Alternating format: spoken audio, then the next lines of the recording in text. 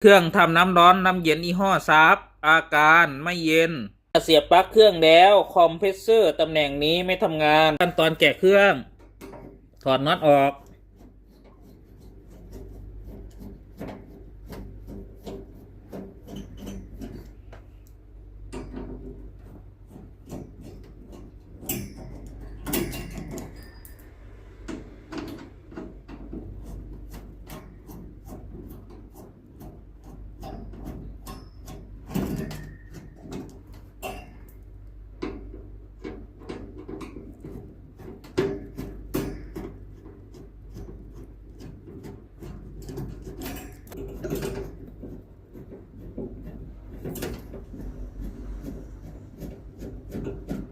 ให้แกะดูโทโมสตัตตำแหน่งนี้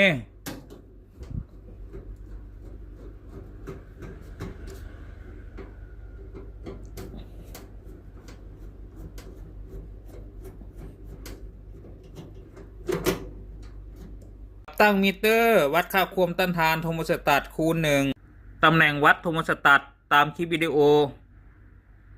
ให้ดูเข็มมิเตอร์ไม่ขึ้นโทโมสตัตมีปัญหาไม่ต่อวงจรเทสเครื่องให้เตรียมปากคีบจ้ำตรงสายไฟที่เราถอดออกจากขาโทโมสตัตเมื่อเทสแล้วคอมเพรสเซอร์ทำงานปกติ